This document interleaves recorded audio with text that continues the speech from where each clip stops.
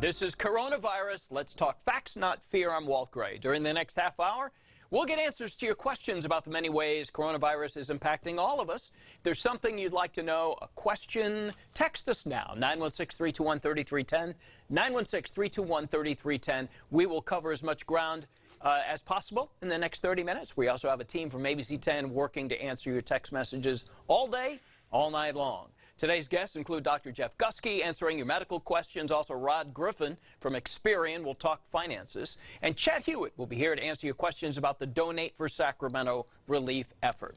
Our approach on ABC 10 is to report on the coronavirus outbreak with a focus on facts, not fear, safely getting you information. You notice we're connecting online. No guests are coming in here to the television station. Dr. Jeff Gusky joins us, an emergency room physician. We thank Dr. Jeff. Again, Doctor, explain the background for us.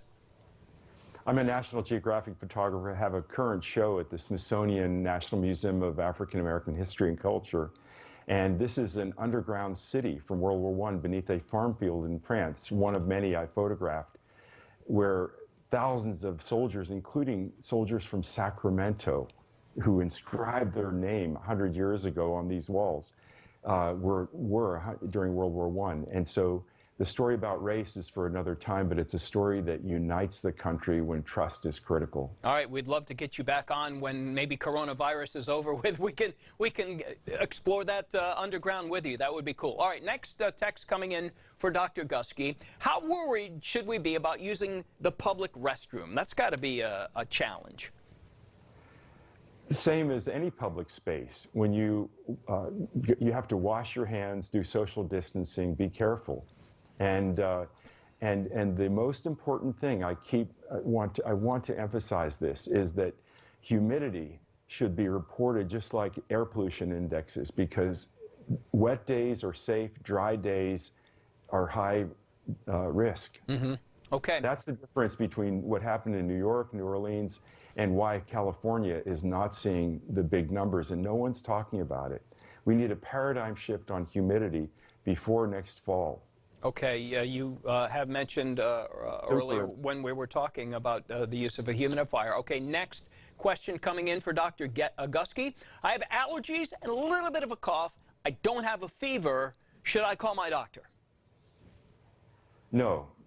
If you're feeling fine, just treat the symptoms and quarantine. Assume you have COVID just for safety's sake. That's the only thing we can do right now. But soon, testing is going to pivot. And we're about to have new tests, better tests, and the focus of testing will be getting America back to work. Okay, next one coming in. Maybe you can speak to this personally. Husband is a physician who works in the hospital. What precautions do I do as a wife to when he comes home? He should take all of his clothing off in the garage or in an outdoor space, immediately go to the shower. And again, I think that everyone should crank up the humidity in their homes to 60%, because that will do so much to protect from surface viruses that get into the air and also person-to-person spread.